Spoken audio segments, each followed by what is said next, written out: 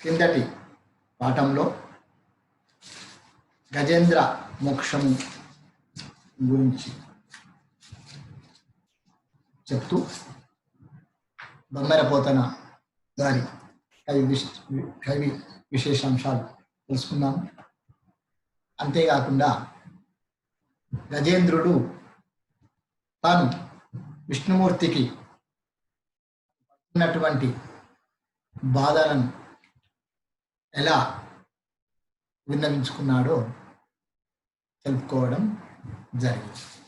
ఆయన నువ్వే నాకు దిక్కు, ఇంకెవరూ లేరు అనే విషయాన్ని తెలుపుతూ నన్ను వచ్చి రక్షించవలసిందిగా వేడుకుంది అనే విషయాన్ని మనం ఈరోజు పాఠ్యాంశంలో ఏం జరిగింది అనే విషయాన్ని ప్రస్తుతం తెలుసుకుందాం.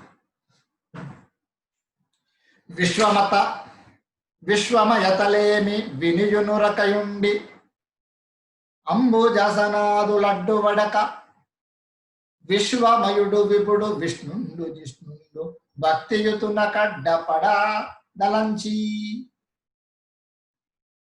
విశ్వమయతలేమి వినియునురకయుండి అంబుజాసనాదులడ్డు వడక అన్నాడు. చూడండి, బ్రహ్మ విష్ణు మహేశ్వరులు అని మనం చెప్పుకుంటామని చెప్పినాం.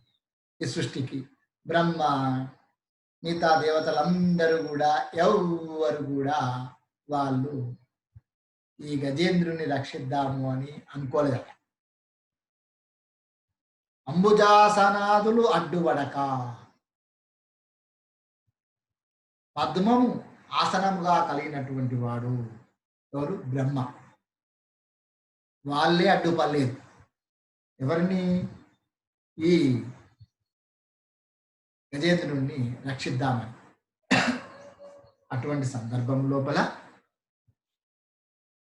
విశ్వమంతా విశ్వమయుడు, విశ్వమంతా నిండినటువంటి వాడు, ఈ ప్రపంచానికి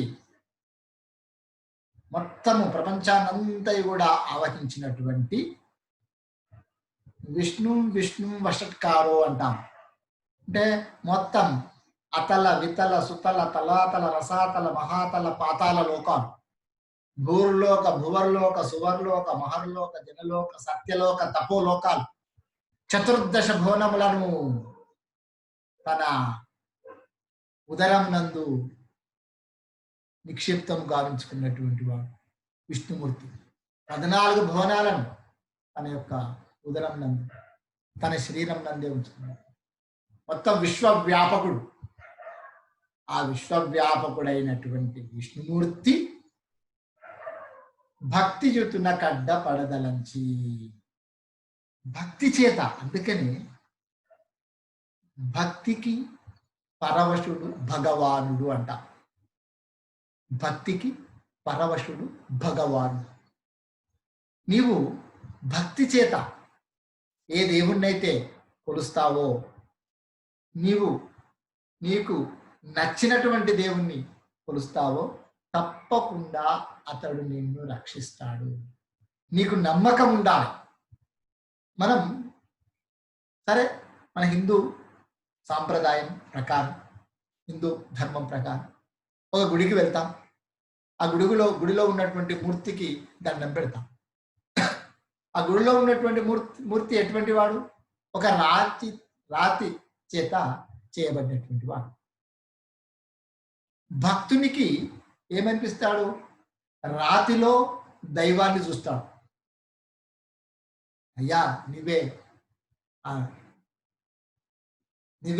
అందులో ప్రతిష్ఠింపబడ్డావు అని చెప్తాడు. అదే దేవుడు అంటే నమ్మకం లేనటువంటి వాడు ఏం చేస్తాడు? రాయికి పూజ చేస్తున్నారు అనుకుంటా.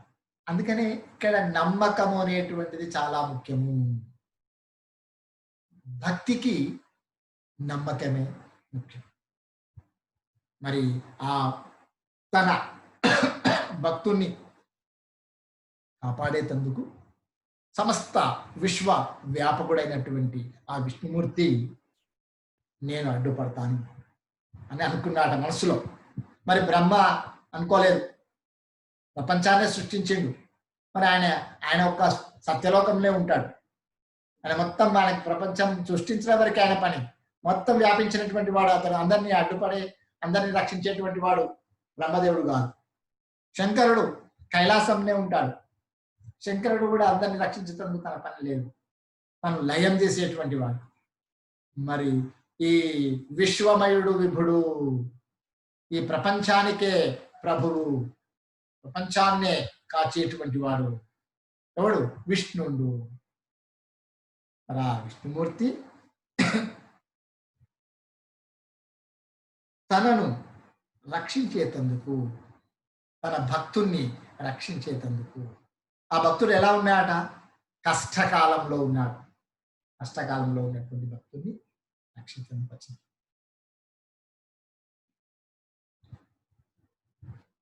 కష్టపడ తలంచి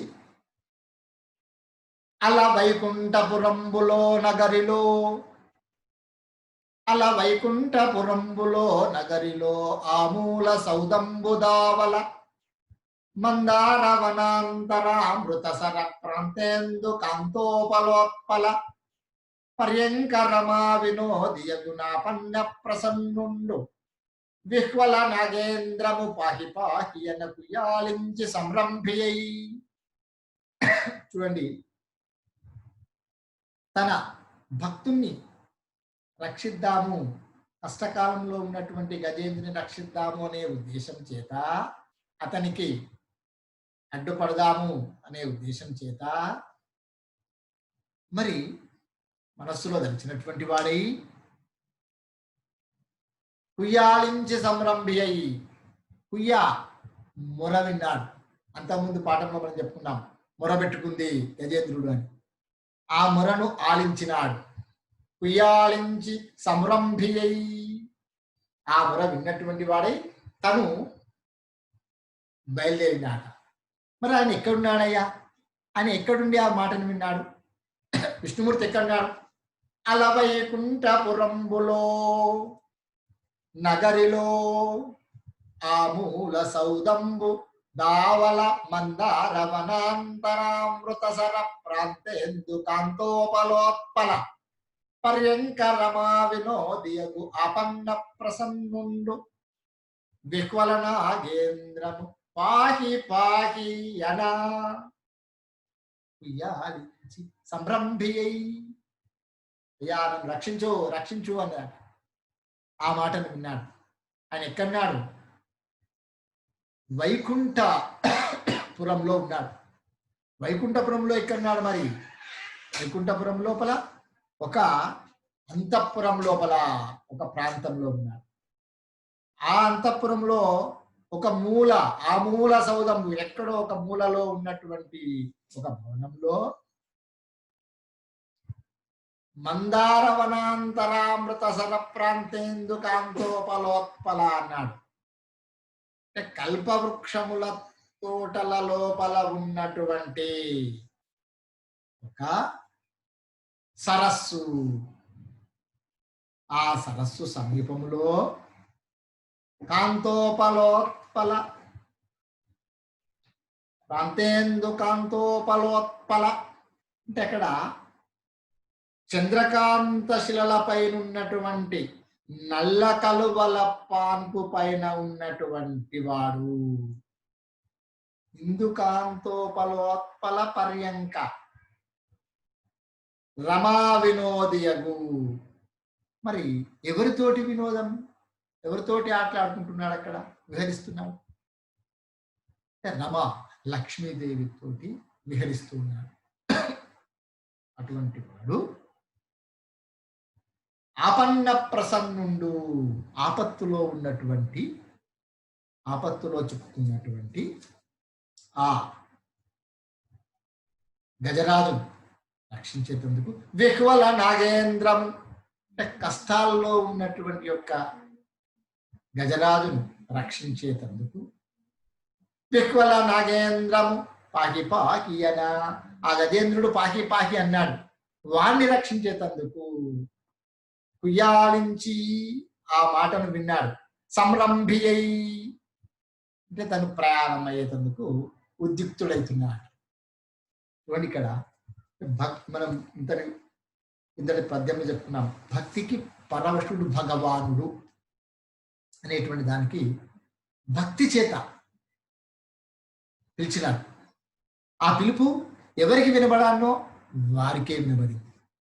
మరి ఆయన తన తన లక్ష్మీదేవితోటి ఆ ప్రాంతంలో తిరుగుతున్నాడని చెప్తున్నాడు. ఆ మాటలు విని వెంటనే నేను రక్షించాలి నా భక్తుణ్ణి అనుకున్నాడు. అనుకొని బయలుదేరినాడు. ఎలా బయలుదేరినాడు చూడండి ఇక్కడ.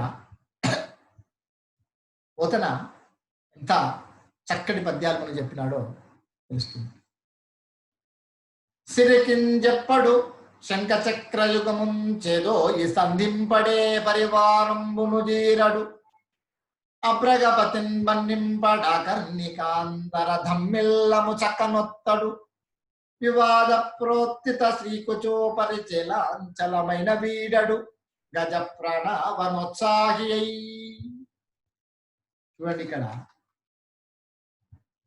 తన తొందరపడుతున్నాడు. ఎందుకు తొందరపడ్డాడు అంటే వేగంగా తొందరగా తన భక్తుణ్ణి రక్షించాలి అనేటువంటి యొక్క తొందర లోపల పోవాలి పోవాలి పోవాలి అనేటువంటి ఒక ఆలోచనే ఉన్నది విష్ణుమూర్తికి. అలా ఉన్నటువంటి వాడు మరి ఎవరైనా మనం ఎట్లా పోవాలి, ఓ యుద్ధానికి పోవాలి, మరి అక్కడికి పోయేది ఎవరి గురించి? తన భక్తుని రక్షించాలంటే ఇతరులను సంహరింపజేయాలి. సంహరింపజేయాలంటే తనకున్నటువంటి ఒక ఆయుధాలైతే తీసుకొని పోవన్నా, ఏమీ తీసుకోపోతలేడు.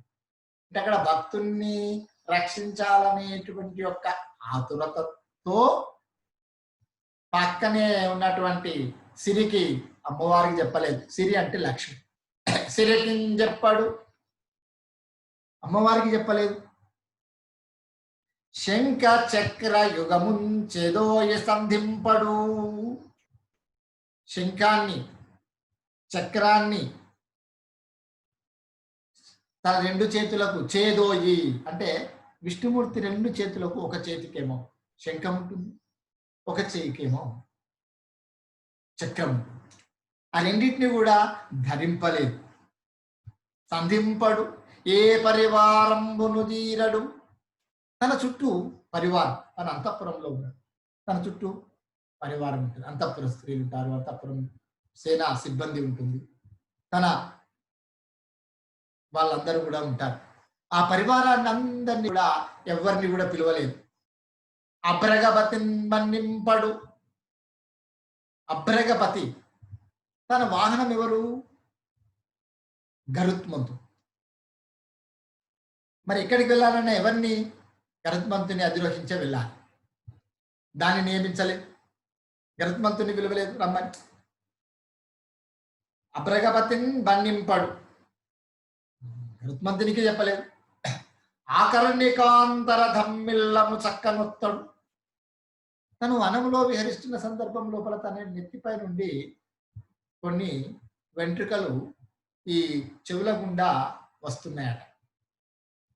ఈ చెవుల గుండా వస్తున్నటువంటి యొక్క ధమ్మిల్లములను మన వెంట్రుకలు ఇట్లా ఎక్సెక్సి పడుతుంటే వాటిని చక్కగా చేసుకునేటువంటి యొక్క సమయం కూడా ఆయనకు లేదు.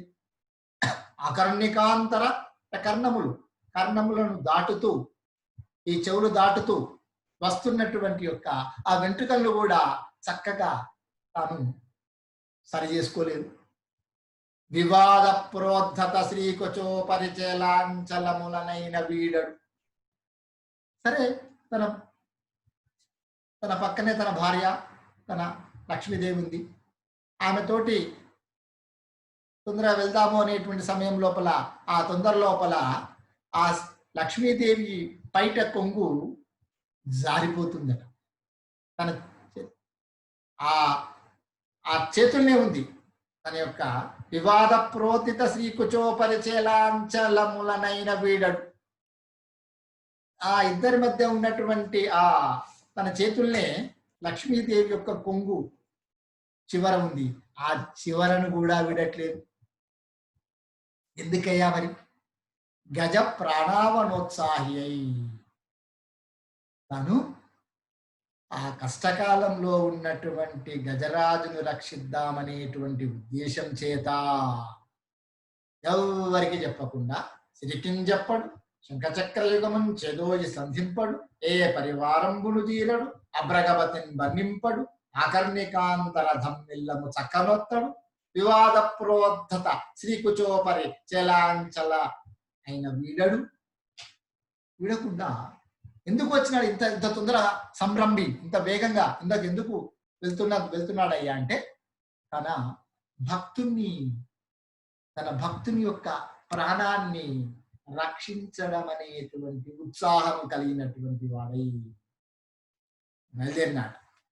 ఇట్లు భక్తజన పాలన పరాయణుడు, నిఖిల జంతు హృదయారవింద వదన సంస్థితుండును అగు నారాయణుడు కరికులేంద్ర విజ్ఞాపిత నానావిధ దీనాలాపంబులు ఆకర్ణించి లక్ష్మీకాంత వినోదంబులను దనివి సాధించి సంభ్రమించి దిశలు నిరీక్షించి గజేంద్ర రక్షాపరతత్వంబును అంగీకరించి నిజ పరికరంబులు మరల అవధరించి గగనంబునకు ఉద్గమించి వేంచేయునప్పుడు ఆ గజాన్ని రక్షించే ఉత్సాహంతో వస్తున్నటువంటి సందర్భం లోపల భక్తజన పాలనాపరాయణ, భక్తజనులందు పరిపాలించేందు ఆసక్తి కలిగినటువంటి వాడు, అన్ని జంతువుల యొక్క హృదయంలో ఉండేటువంటి వాడు నారాయణుడు. నారము అంటే నీరు నుండి ఉద్భవించినటువంటి వాడు, కరికులేంద్ర విజ్ఞాపిత నానావిధ దీనాలాపంబులాకర్ణించి ఆ గజేంద్రుని యొక్క నానా విధమైనటువంటి దీనమైనటువంటి మాటలు విని లక్ష్మీకాంత వినోదంబులందనివి సాలించి ఆ పక్కనే ఉన్నటువంటి యొక్క అమ్మవారి చేత లక్ష్మీ చేత తాను పొందేటువంటి ఆటలన్నీ కూడా విడిచిపెట్టేసి సంభ్రమించి దిశలు నిరీక్షించి ఒక్కసారి ఆశ్చర్యాన్ని పొందినటువంటి వాడి, చుట్టూ దిశలు చూసినటువంటి వాడి గజేంద్ర రక్షాపరత్వంబు అంగీకరించారు. గజరాజును రక్షించాలే అనేటువంటి ఒక కంకణ బద్ధుడై తన పరికరాలన్నీ కూడా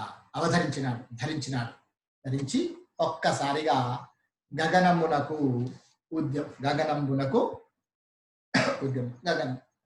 ఆకాశ గుండా వెళ్ళాడు.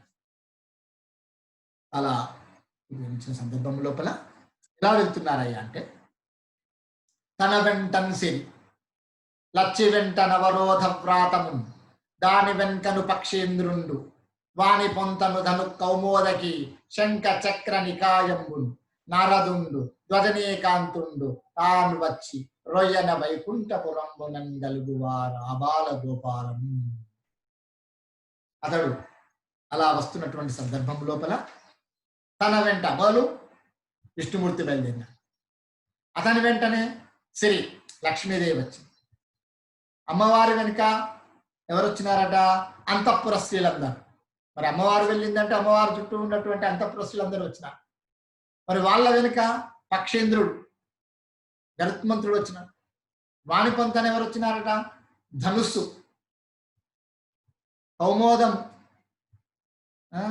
తర్వాత కౌమోదకి, శంఖము, చక్రం. విష్ణుమూర్తి యొక్క ధనుస్సు పేరు శాంగము అంటాం. కౌమోదకము అనేటువంటిది గద. ధనుస్సు వచ్చింది, దాని వెనుక గద వచ్చింది. తర్వాత శంఖం పేరు విష్ణుమూర్తి ధరించేటువంటి శంఖం పేరు పాంచజన్యము అంటాం. పాంచజన్యం వస్తుంది. తర్వాత చక్రం, సుదర్శన చక్రం, సుదర్శనము అంటాం. సుదర్శన చక్రం. అన్ని ఆయుధాలు అన్ని వరుసగా వచ్చాయి. వాటి వెనుక నారదుడు వచ్చినాడు. అతని వెనకాల ధ్వజనీకాంతుండు విశ్వక్సేనుడు వచ్చినాడు. అందరూ ఒకరి వెనుక ఒకరు వచ్చారు. వైకుంఠపురంబునందు కలుగువారలు ఆబాల గోపాలములు. వెంటనే ఒకరి వెనుక ఒకరు ఆ వైకుంఠపురంలో ఉన్నటువంటి ఆబాల పిల్లల నుండి వృద్ధుల వరకు ఆబాల గోపాలం అందరూ ఒకరి వెనుక ఒకరు వచ్చినారు. ఇక్కడికి మరి విష్ణుమూర్తి వెళ్తున్నాడు. విష్ణుమూర్తి వెళ్ళంగానే ఒకరి వెంట ఒకరు అందరూ వచ్చినారు. తన వెంటను సిరి లచి వెంట నవరోధ వ్రతముందాని వెంకను పక్షేంద్రుండు వాని పొంతను ధను కౌమోదకీ శంఖ చక్ర నికాయంబును నరదుండు రజనీకాంతుండు తావచ్చి రొయ్యన వైకుంఠపురంబునంగలుగువారబాల గోపాలమున్న. ఈ రకంగా అందరూ వచ్చింది. తదనంతరంబ ముకారవింద మకరంద బిందు సందోహ పరిష్యందమాన నంద ఇందిందిర అగున ఇందిరాదేవి గోవింద కరావింద సభాపుష్యమాన సంవాద చలాంచలయ్యి పోచు. అటువంటి సందర్భం లోపల మరి అలా వెళ్తున్నటువంటి సందర్భం లోపల తన వేంచేయు పదంబు పేర్కొన అనాథ స్త్రీ జనాలాపములు విననో మృత్యులు మృత్యులించురో కలుల్ వేద ప్రవచనంబులను వేద ప్రపంచంబులను ధనుజానీకం దేవతానగరిపై దండెత్తను భక్తులంగని చక్రాయులుండేది చూపుడని ధిక్కారించురో దుర్జనుల్. మరి అటువంటి సందర్భం లోపల తను వెంచేయు పదంబు పేర్కొనడు అనాథ స్త్రీ జనా లాపముల్ వినను. మరి ఆ ప్రభువు వెళ్ళే చోటు ఎటో కూడా ఎవరికి తెలుస్తలేదు, తెలియకుండా తను వెంచేయు పదంబు పేర్కొనడు. తను వెళ్ళేటువంటి ప్రదేశం ఎవరికి చెప్పలేదు. మరి ఎందుకు వెళ్తున్నాడు? మరి ఎవరైనా దిక్కులేని యొక్క స్త్రీల యొక్క దీనాలాపాలు విన్నాడా? మరి దుర్మార్గులైనటువంటి దొంగలు వేదాలను దొంగిలించినారా? మరి దేవతల నగరం పైన ఎవరైనా దండయాత్ర చేశారా? మరి ఎవరైనా రాక్షసులు వస్తారు, హిరణ్యకశపుడు, హిరణ్యాక్షుడు, విష్ణుమూర్తి ఎక్కడున్నాడు, ఏడి చూపెట్టు నేను చంపేస్తా అని అంటుంటారు. మరి అటువంటి రాక్షసులు విష్ణుమూర్తి ఎక్కడ ఉన్నాడు అని చెప్పేసి తన భక్తులను ఎవరైనా ధిక్కరించినారా? తన భక్తులను ఎవరైనా కానీ గట్టిగా అడిగినారా అని అనుకుంటూ లక్ష్మీదేవి తన మనస్సులో నానా విధాలుగా అనుకుంటుందట. నీ విష్ణుమూర్తి ఎక్కడో చూపు చూపు అని అని నానా ఎవరైనా రాక్షసులు అడిగినారా అని అనుకుంటూ మనస్సులో నానా విధాలుగా తను వితర్కింపు అనుకుంటుంది. తను వేంచేయు పదంబు పేర్కొండు. ఎక్కడికి పోతున్నాడో చెప్పాడు. శ్రీజనాలాపములు ఎవరైనా మృత్యులు ముచ్చరించి దొంగలు ఏమైనా వచ్చినారు?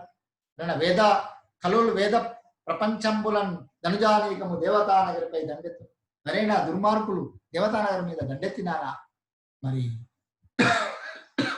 నీ యొక్క విష్ణుమూర్తి ఎక్కడున్నాడో చూపండి అని చెప్పేస్తూ ఎవరైనా దుర్మార్గులు తమ భక్తులను అడిగినాడా అని అనుకుంటుందట. అని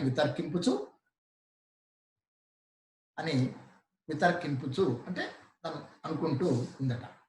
అడిగేదన్నాని తన మనసులో అనుకుంటుంది లక్ష్మీదేవి. అడిగేదన్న నీ కడువడిజను అడిగిన తను మగుడనుడుగడని నడయుడుగన్ వెడవెడ సిడిముడి నడవడ నడుగిడు నడుగిడదు జడిమ నడుగిడు నెడలన్. మరి అడుగుదామనుకుంటుంది. అడిగేదనని కడువడిజను అడుగుతాను అనుకుంటూ వేగంగా ముందరిపోతుంది, వెళ్తుంది. మరి అడిగినను తన మగుడడు ఉడుగడని నడయుడుగన్.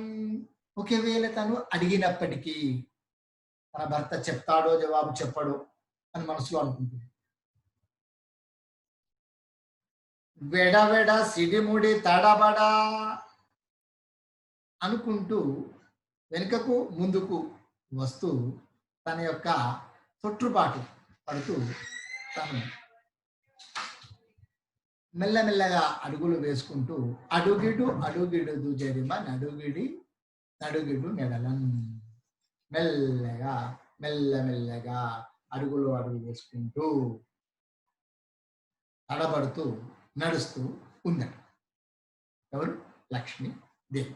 అలా అంటే అడుగుదామని అనుకుంటుంది, ఎక్కడికి వెళ్తున్నారు అడిగినా చెప్పడు అనుకుంటుంది, ముందు అడుగులు వేస్తుంది, మళ్ళీ వెనుకకు అడుగులు వేస్తుంది, చీకాకు పడుతున్నది, మెల్లమెల్లగా అడుగులు వేస్తూ తడబడుతూ మెల్లగా మెల్లగా మెల్లగా నడిచింది లక్ష్మీదేవి. నడిచి వినువీధింజనుదేరగాంచి రమలు విష్ణు సురారాతి జీవన సంపత్తి నిరాకర్ణిష్ణు గరుణావర్ధిష్ణు యోగేంద్ర పృద్వన వర్ధిష్ణు సహిష్ణు భక్తజన బృంద ప్రభవాలంకరిష్ణు నవోఢోల్ల ఇందిరా పరివిష్ణున్ పరిచరిష్ణున్ జిష్ణు రోచిష్ణుని. మరి ఈ రకంగా వినువీదుంజనుదేరా ఆకాశ మార్గము గుండా వెళ్ళుతున్నటువంటి, ఆకాశ వీధిలో వెళ్తున్నటువంటి ఆ విష్ణుమూర్తి చూసినారందరూ. ఎవరు చూసినారట? అమరు దేవతలు చూసినారు. చూసి వాళ్ళు ఏమనుకుంటున్నారట? రాక్షసుల యొక్క జీవన భాగ్యములను పోగొట్టేటువంటి వాడు, దయతో ఒప్పేటువంటి వాడు, యోగీశ్వరుల యొక్క హృదయ వనానలో యోగీంద్ర హృద్వర్తన వర్ధిష్ణుడు, యోగేశ్వరి యొక్క హృదయవనాలలో ఉండేటువంటి వాడు. తర్వాత సహిష్ణు భక్తజన బృంద ప్రాభవాలంకారిష్ణుడు అంటున్నాడు. కొత్త పెళ్లి కూతురు వలె వెలుగొందే లక్ష్మీదేవితే సేవింపబడేటువంటి వాడు, జయశీలుడు, ప్రకాశించేటువంటి వాడు విష్ణుదేవుడు ఆకాశ మార్గంలో వస్తుండగా అందరు దేవతలు చూసినాడు.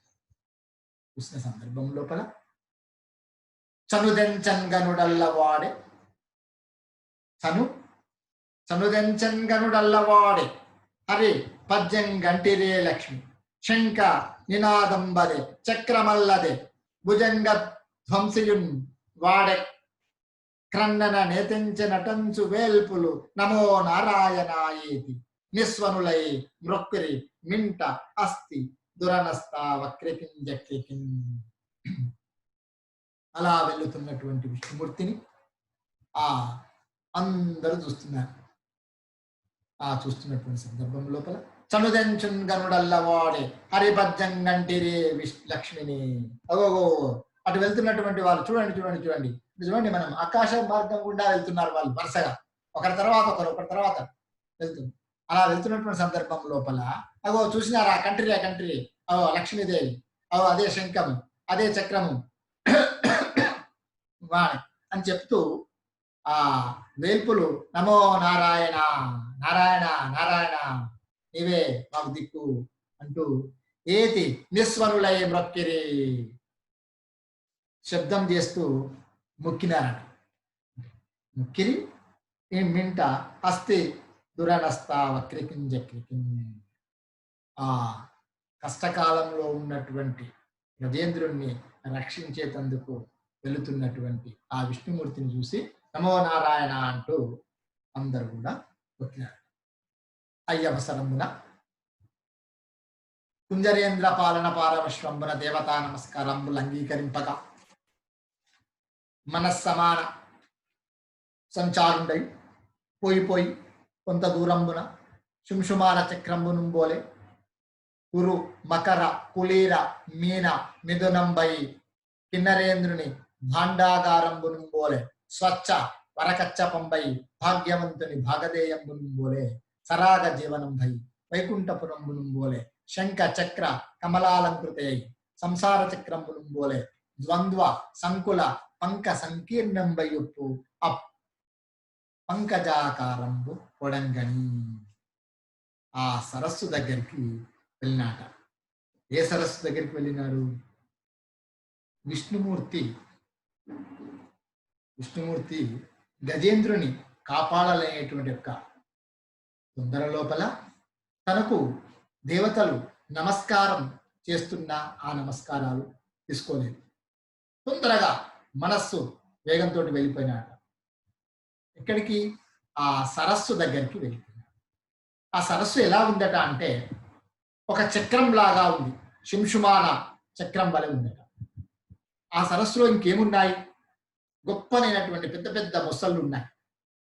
పెద్ద పెద్ద ఎండ్రక్కాయలు ఉన్నాయి. తరువాత చేపల జంటలు ఉన్నాయి. మరి గొప్ప గొప్ప మకరాలు, మొసళ్ళు ఉన్నాయి, కర్కటాలు. ఇవన్నీ కూడా కూడుకొని ఉందట. అది ఎవరి భాండాగారం వలె ఉందట అంటే కుబేరుని యొక్క భాండాగారం వలె ఉంది.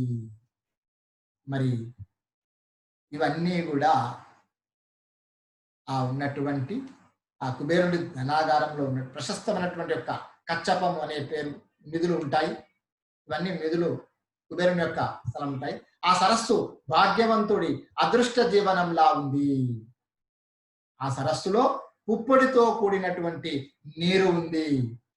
భాగ్యవంతుడి అదృష్ట జీవనంలో అయితే అనురాగంతో ఉన్నటువంటి జీవితం కూడా ఉంటుంది. దీనికి పోలిక చెప్పిన భాగ్యవంతుని భాగధేయం పోలే సరాగ జీవనం పై వైకుంఠపురంబును పోలే ఉందని చెప్తున్నాడు. ఒక సంసార చక్రం లాంటిది ఆ సరస్సు. ఒక సంసార చక్రంతో పోలుస్తూ అక్కడికి వెళ్ళినాడు. ఆ సరస్సు దగ్గరికి వెళ్ళి కరుణాసింధుండు సౌరి వారి చరమున్ ఖండింపగా పంపే స్వత్వరితాకంపిత భూమి చక్రం మహోద్యద్విస్ఫులింగచ్చటా పరిభూతాంబర శుక్రమున్ బహువిధ బ్రహ్మాండ భాండచ్చటాంతర నిర్వక్రం పాలితాకిల సుధాంత చక్రము చక్రము. ఇక్కడ ఇంకా అక్కడికి వెళ్ళినాడు. వెళ్ళిన తర్వాత అక్కడ పరిస్థితిని గమనించినాడు. ఆ కరుణాసింధుడు ఎవరి మీద? ఆ మకరం మీద. మకరం యొక్క ముసలి యొక్క శిరస్సును ఖండింపజేసేందుకు తన సుదర్శన చక్రాన్ని పంపినాడు. కరుణా సింధుడు శౌరివారి చరమున్ ఖండింపగా పంప సత్వరితా కంపిత భూమి చక్రము మహోద్య దుస్ఫులింగచ్చట పరిభూతాంబర శుక్రమున్ బహువిధ బ్రహ్మాండ భాండచ్చటాంతర నిర్వక్రము బాలితాకిల సుధాంశ చక్రము చక్రం. మరి ఆ విష్ణుమూర్తి ఏం చేసినాడు? ఒక్కసారిగా తను ఆ ముసలిని చంపడానికై తన సుదర్శన చక్రాన్ని పంపినాడు.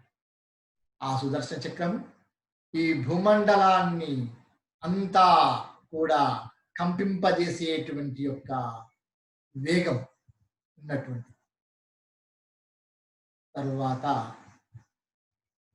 తన నుండి వచ్చేటువంటి యొక్క అగ్ని కణాలతోటి ఆకాశంలో ఉన్నటువంటి యొక్క శుక్రగ్రహాన్ని కూడా శుక్రము పరిత ఆకాశంలో పరిభూతాంబర శుక్రగ్రహాన్ని కూడా తిరస్కరించేటువంటి బ్రహ్మాండములన్నిటినీ కూడా బ్రహ్మాండ భాండ చటాంతర నిర్వక్రము. అది కూడా మన ప్రపంచంలో దానికి ఎదురేలేనటువంటిది. సమస్తమైనటువంటి యొక్క ప్రపంచంలో ఉన్నటువంటి సమస్త దేవతలను, మనుషులను అందరినీ కూడా అందరి సమూహాలని కాపాడేటువంటి యొక్క చక్రం. ఆ చక్రం యొక్క గొప్పతనం, చెప్పినారు దీంట్లో. అటువంటి చక్రాన్ని ప్రయోగించడం జరిగింది. అలా ప్రయోగించిన తర్వాత మరి సుదర్శన చక్రానికి తిరుగులేదు. ఒక్కసారి విష్ణుమూర్తి హస్తం నుండి చక్రం వచ్చిందంటే విడిచినాడంటే ఎట్టి పరిస్థితుల్లో అది పనిచేసుకుంటుంది. ఆ చక్రాన్ని పంపగానే ఆ చక్రం ఏం చేసిందట అంటే అంబోజాకర మధ్య నూతన నలిన్యాలింగన క్రీడారంభుండైన వెలుంగురేని చెలువారం వచ్చి నీటన్ గుంబధ్వనంబుతో గొలంకును గలంకన్ బొందగాదొచ్చి దుష్టాంభోవర్తి వసించు చక్కటికి డాయంబోయి ఉద్వేగమై. ఇలా తాను అటు ఒక్కసారిగా తన చక్రాన్ని పంపగానే ఆ విష్ణువు పంపినటువంటి యొక్క చక్రం సరస్సులో ఉన్నటువంటి నూతనమైనటువంటి పద్మలతలు కౌగలించుకోవడానికి పోతున్నటువంటి సూర్య బింబం వలె లోపలికి వెళ్ళింది. అది లోపలికి వెళ్తున్న సందర్భం లోపల శబ్దం ఎట్లా వస్తుంది? ధ్వని గుబుల్ గుబుల్ గుబుల్లు గుబుల్లు అనేటువంటి శబ్దం వస్తుంది. ఆ గుబుల్లు గుబుల్లు అనేటువంటి శబ్దం చేత లోపలికి వెళ్ళింది. వెళుతూ ఆ మొసలి ఉండేటువంటి చోటుకు వెళ్ళింది. అక్కడికి చక్రం, సుదర్శన చక్రం సమీపించి ఉందట. ఉండి ఏం చేసింది? భీమంబై తలద్రుంచి ప్రాణముల బాపం చక్రమాశుక్రియం హేమక్ష్మాదర దేహమున్ చకిత వన్యేభేంద్ర సందోహమున్ కామక్రోధన గేహమున్ గరటి రక్తస్రావ గాహము నిస్సీమోత్సాహము వితదాహము దేశ్రీ మోహమున్ గ్రాహము. ఆ శ్రీ మహావిష్ణువు యొక్క సుదర్శన చక్రము భయంకరమైనటువంటిదై బంగారు పర్వతం మేరు పర్వతం ఉంటుంది కదా, ఆ మేరు పర్వతము వంటి శరీరం కలగైనటువంటిది. మనందరి భయాన్ని పోగొట్టేటువంటిది.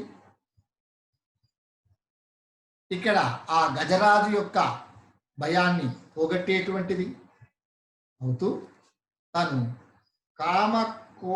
కామానికి క్రోధానికి కామ క్రోధ లోపాలకు నిలయమైనటువంటిది. మరి ఆ ఏని యొక్క రక్త ప్రవాహం నందు స్నానం చేసినటువంటిది అయినటువంటి భీమంబై తలద్రుంచి ప్రాణములను పాపే చక్రమాశుక్రీన్ హేమక్ష్మాదర దేహమున్ చకిత వన్యేభేంద్ర సందోహమున్ కామ క్రోధన గేహమున్ గరటి రక్తస్రావ గ్రాహంబు నిస్సీమోత్సాహము విదదాహము జయశ్రీ మోహమున్ గ్రాహము. ఆ మకరం యొక్క కంఠాన్ని తెంచివేసేసింది. తెంచివేయంగానే మొత్తం ఆ ప్రాంతమంతా కూడా రక్తస్రావం చేత నిండిపోయి ఉంది. మరి అది చూసిన తర్వాత అక్కడ మొత్తానికి భయంకరమైనటువంటి ఒకసారి రక్తం చేత భయంకరం. ఇట్లు నిమిష స్పర్శంబున సుదర్శంబు మకలి తల దృంచుల అవసరంబున ఒక్క నిమిషంలోనే, ఒక్క సెకండ్ లోపలనే నిమిష స్పర్శంబున సుదర్శన చక్రంబు మకరి తల దృంచు నవసరంబున ఆ మొసలి యొక్క తలను తుంచిన సమయం లోపల మకరమొకటి రవిజొచ్చన్ మకరము మరి ఒకటి దనదు మాటున దాగన్ మకరాలయమున దిరిగడు మకరంబులు కురుమరాజు మరువున కరియన్. ఇక విష్ణుమూర్తి చక్రాన్ని సంధించడం, ఆ చక్రం వెళ్ళి మకరిని సంహరించిన సమయం లోపల మకరమొకటి రవిజొచ్చను. ఒక మకరం సూర్యమండలంలో మకర రాశిగా ఒకటి వచ్చేసింది.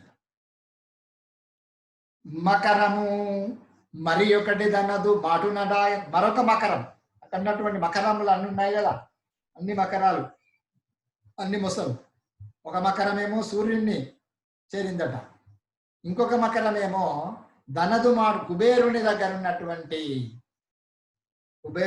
ఉన్నటువంటి నవనిధులలో ఇంకొక మకరం దాగిపోయింది, ఇంకొక మొసలు దాగి మకరాలయమున దిరిగెడు మకరం మరున హరిగన్. ఆ